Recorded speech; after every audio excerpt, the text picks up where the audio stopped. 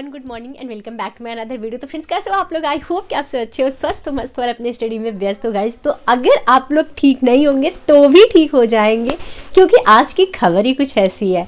बहुत लंबे टाइम से हम लोग इंतजार कर रहे हैं कि पीआरटी में वैकेंसी कब आएगी। यहाँ तक कि 2022 में आपके टीजीटी पीजीटी की वैकेंसी आई थी, उसके बाद कोई वैकेंसी नहीं देखने को मिली अपने उत्तर प्रदेश में, या फिर केवीएस के बाद सेंट्रल में कोई वैकेंसी नहीं देखने को मिली। तो बहुत सारे लोगों को बहुत बेसब्री से इंतजार था कि कोई वैकेंसी आ जाए ताकि हम लोग मोटिवेटेड रहें और अपनी स्टडी करते रहें और जल्द से जल्द इस बेरोजगारी से मुक्ति मिल जाए। तो बस वो लम्हा आ गया, यानी कि आपके railway PRT teacher TGT PGT की वैकेंसी अनाउंस हो गई, आज से ओपन हो गई, फॉर्म भी पड़ने लगे। तो देर मत करिएगा। वैसे तो टाइम अपने पास 1 महीने का दिया है बोर्ड ने, लेकिन फॉर्म जल्दी से जल्दी फिलअप कर देना है ताकि सर्वर वगैरह को लेके जो लास्ट में खींचातानी चलने लगती है, जो लास्ट में प्रॉब्लम होने लगती है, उससे हम लोग बच जाएं। तो फ्रेंड्स, वीडियो अभी पूरी मेरी शूट हो नहीं पाई थी, तब तक लाइट चली गई थी। तो मैंने सोचा चलो लंच बना लेते हैं अपना, क्योंकि एक एक मिनट का यूज करना है। अभी हम लोगों के पास समय बिल्कुल भी नहीं है। और अगर आपको समझ नहीं आ रहा है कि अपने 12 आवर्स को कैसे मैनेज करें, तो उसके लिए हम डेली वीडियो लेके आ रहे हैं अपने स्टडी रूटीन का, तो वो वीडियो देखना बिल्कुल भी मत भूलिएगा। तो फ्रेंड्स, इस वीडियो में हम स्पेशली बात करने वाले हैं आरआरबी टीचर की एलिजिबिलिटी को लेके, क्योंकि बहुत सारा डाउट्स है लोगों के लिए। टीजीटी अगर दे रहे हैं तो सीटेट चाहिए या नहीं चाहिए, पीजीटी दे रहे हैं तो सीटेट चाहिए या नहीं चाहिए, पीआरटी में क्या बीएड शामिल है, ये बहुत सारे क्वेश्चन आपके माइंड में आज आके खड़े हो रहे हैं। जबकि कितना समय पहले ही आपको ये क्लैरिटी मिल चुकी थी कि सुप्रीम कोर्ट ने ऑर्डर दे दिया कि बीएड पीआरटी से बाहर है, लेकिन आरआरबी के नोटिफिकेशन के साथ एक बड़ा सा धमाका हुआ है। और वो धमाका क्या है? सबके मन में कंफ्यूजन है, किसी को भरोसा नहीं हो रहा है आरआरबी का नोटिफिकेशन जो आया है उसको पढ़ के। ठीक वैसा मेरे साथ भी हुआ, मुझे भी नहीं यकीन हो रहा था कि ऐसा कैसे हो सकता है। वापस से मैंने बार बार पढ़ा उस पेज को जिसमें मेंशन किया गया है पीआरटी की एलिजिबिलिटी। तो पूरी एलिजिबिलिटी मैंने पढ़ी। तो पीआरटी की एलिजिबिलिटी पे हम पहले बात कर लेते हैं, क्योंकि बेसिकली हम पीआरटी एस्पिरेंट ही हैं। तो सबसे पहले हम पीआरटी की एलिजिबिलिटी पे बात करते हैं। उम्र सीमा जो आपकी है, किसी को शिकायत नहीं होनी चाहिए। 18 से लेके 48 साल, मिनिमम 18 साल, मैक्सिमम 48 साल। तो एज को लेके किसी को दिक्कत नहीं होनी चाहिए, मुझे ऐसा लगता है। सफिशिएंट टाइम आपको दिया गया है। अब आगे बात कर लेते हैं फीस कितनी है। तो फीस एज इट इज, जैसे पिछले फॉर्म में फीस 500 रुपये थी, इस बार भी फीस आपकी 500 रुपये ही रखी गई है। तीसरी चीज आ जाते हैं कि क्या आप अपेयरिंग में हो तो वहाँ फॉर्म अप्लाई कर सकते हो? तो नहीं, जब तक आपकी लास्ट डेट है यानी 6 फरवरी से पहले आपका कंप्लीट होना चाहिए। चाहे आप डिप्लोमा हो, चाहे आपका सीटेट हो, मतलब रिजल्ट आपके पास होना चाहिए, तब जाके आप फॉर्म अप्लाई कर सकते हो। अपेयरिंग में यहाँ कुछ भी नहीं चलेगा। दूसरी चीज, सीटेट को लेके बहुत सारे डाउट है लोगों के मन में। तो जी, पीआरटी के लिए सीटेट 100% सीटेट पेपर 1 क्वालिफाइड होना चाहिए, तब जाके आप अपीयर हो पाएंगे। अब यहीं पे एक पॉइंट और क्लियर कर लेते हैं। बहुत सारे लोगों के मन में ये होगा कि क्या 82 मार्क्स हम पाए हैं, यानी कि ओबीसी एससी एसटी में ऐसा होगा कि जिन्होंने 82 मार्क्स पाया होगा सीटेट में, उनके पास क्वालिफाइड का सर्टिफिकेट होगा, क्योंकि वो सेंट्रल गवर्नमेंट की एलिजिबिलिटी टेस्ट है। यहाँ पे आप 82 मार्क्स पाके क्वालिफाइड हो जाते हो। तो आपके मन में ये डाउट होगा कि क्या हम 82 मार्क्स के साथ इस वैकेंसी में अपीयर हो सकते हैं या नहीं हो सकते हैं? तो जी बिल्कुल अपीयर हो सकते हैं, क्योंकि ये सेंट्रल गवर्नमेंट की वैकेंसी है, रेलवे सेंट्रल गवर्नमेंट के तहत आता है। तो यहाँ पे आप अपनी कैटेगरी में अप्लाई कर सकते हो, कोई प्रॉब्लम नहीं है। अब मेरिट बाद में कैसे बनेगी वो बाद की बात है, बट आप एलिजिबल हो, आप अपीयर हो सकते हो। क्योंकि आरक्षण वाला मुद्दा बहुत ज़्यादा चल रहा है कि आपने लिया आरक्षण का लाभ, तो आगे चल के आप जनरल की मेरिट क्वालिफाई होने के बाद भी अपनी कैटेगरी में ही सिलेक्ट होगे, वो बाद की बात है। लेकिन अभी के लिए जितनी बातें हैं वो हम लोग क्लियरली समझ लेते हैं। तो सीटेट में अगर 82 मार्क्स आपका है और आप किसी कैटेगरी से बिलोंग करते हैं, तो आप फॉर्म भर सकते हैं, आप एलिजिबल हैं। क्योंकि सीटेट सेंट्रल गवर्नमेंट की एलिजिबिलिटी टेस्ट है और ये वैकेंसी भी सेंट्रल गवर्नमेंट की है, तो कोई इशू नहीं आने वाला है।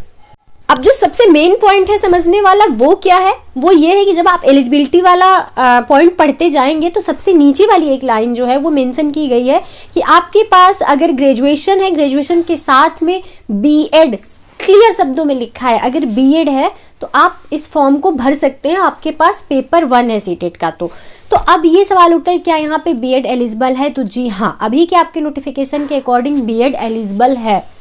अब आगे क्या होगा, क्योंकि नीचे एक लाइन और मेंशन की गई है कि समय के साथ इसमें बदलाव किया जा सकता है। तो आगे चल के क्या होगा इस बात को लेके कोई कुछ नहीं कह सकता है। अभी फिलहाल जो नोटिफिकेशन आया है उसमें बीएड एलिजिबल है, बीएड वाले भी फॉर्म अप्लाई कर सकते हैं। बाद में कोई अपडेट आएगी तो जरूर हम आप लोगों के साथ शेयर करेंगे कि क्या कुछ सुप्रीम कोर्ट के जो फैसले थे उसके रिगार्डिंग कुछ आरआरबी एक्शन ले रहा है। अगर कुछ पॉइंट वो अगर देना चाहेंगे, संशोधन करना चाहेंगे तो आने वाले 1-2 दिन में कर देंगे, नहीं तो उनकी कुछ होगी पॉलिसी जिसके तहत उन्होंने बीएड को इसमें एलिजिबल माना है, वो उनका अपना एक अलग होगा जो भी सिस्टम होगा।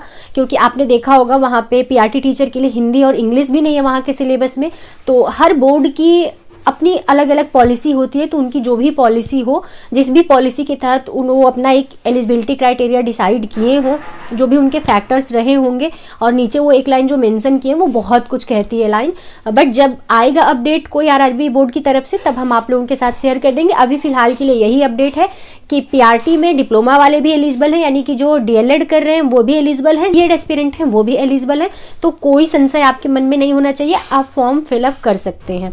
रही बात जो आप फीस 500 रुपये जमा करेंगे, आप अगर एग्जाम में अपीयर हो जाते, क्योंकि बहुत सारे लोगों का सेंटर अगर दूर दे देता है तो लोग नहीं जाते हैं पेपर देने, लेकिन अगर आप अपीयर हो जाएंगे तो आपकी जो फीस है वो मेल की 400 रुपये रिफंड हो जाएगी आपके अकाउंट में, फीमेल की 500 के 500 रुपये जो है वो रिफंड हो जाएंगे आपके अकाउंट में। तो ये रही आपकी एलिजिबिलिटी क्राइटेरिया पीआरटी के लिए। अब बात कर लेते हैं थोड़ा सा टीजीटी और पीजीटी के लिए। तो पीजीटी के लिए सीटेट का पेपर 1 पेपर 2 से कोई मतलब नहीं, आपके पास पोस्ट ग्रेजुएशन प्लस बीएड है तो आप फॉर्म भर सकते हैं। अब आ जाते हैं टीजीटी की एलिजिबिलिटी पे। तो टीजीटी की एलिजिबिलिटी में भी लगभग सेम है सब कुछ, बस फर्क इतना है कि आपके पास पोस्ट ग्रेजुएशन में 50% मार्क्स होना चाहिए, साथ में आपका बीएड होना चाहिए, साथ में आपका सीटेट पेपर 2 क्लियर होना चाहिए। और अगर आपका ग्रेजुएशन में 50% मार्क्स नहीं है लेकिन आपके पास पोस्ट ग्रेजुएशन की डिग्री है, अगर पोस्ट ग्रेजुएशन आपने करी है और उसमें 50% है तो वो सर्टिफिकेट लगा के आप एलिजिबल हो सकते हैं। तो उम्मीद करती हूँ कि जो भी एलिजिबिलिटी से रिलेटेड आप लोगों के डाउट्स होंगे वो क्लियर हो गए होंगे। मैंने पूरी कोशिश की है पॉइंट टू पॉइंट बात करने की। अब रह गया आपका सिलेबस, क्योंकि सिलेबस जो है आपका वो बहुत इंपॉर्टेंट रोल प्ले करेगा इस वैकेंसी की तैयारी करने के लिए, क्योंकि आपके पास एक रोड मैप सिलेबस से ही मिल पाता है कि आपको पढ़ना क्या है। तो इसका सिलेबस बहुत विस्तृत है और उस पर डिस्कस करेंगे हम लोग तो काफ़ी समय लग जाएगा। तो उसके लिए एक अलग से प्रॉपर वीडियो लेके आएंगे, क्योंकि बहुत सारे लोग ये आपको जनरली बता देंगे कि 10 नंबर का मैथ पूछेगा, 15 नंबर की रीजनिंग, 10 नंबर का आपका सामान्य विज्ञान पूछेगा, 15 नंबर का आपका जो जीए है सामान्य जागरूकता वो पूछेगा, और 50 नंबर की आपका टीचिंग एप्टीट्यूड से क्वेश्चन आएगा। बट पढ़ना क्या है, एग्जैक्ट सिलेबस क्या है, पॉइंट टू पॉइंट डिस्कस करेंगे हम लोग अगले वीडियो में।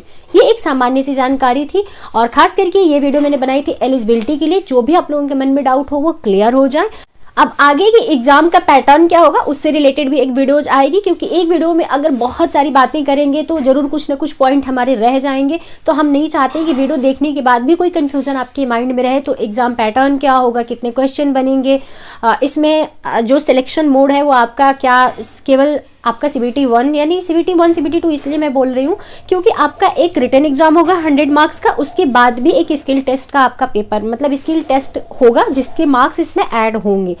तो पूरा कंप्लीट हम लोग डिस्कस कर लेंगे, एक अलग से वीडियो लेके आएंगे। उसमें फॉर्म भरने की तिथि जो है वो आपके 7 जनवरी से लेके 6 फरवरी तक के लगभग 1 महीना आपके पास है और संशोधन की डेट भी है। बट आप कोशिश करिएगा कि फॉर्म भरने में कोई गलती ना करिए, क्योंकि 9 फरवरी से लेकर 18 फरवरी तक संशोधन की डेट दी गई है।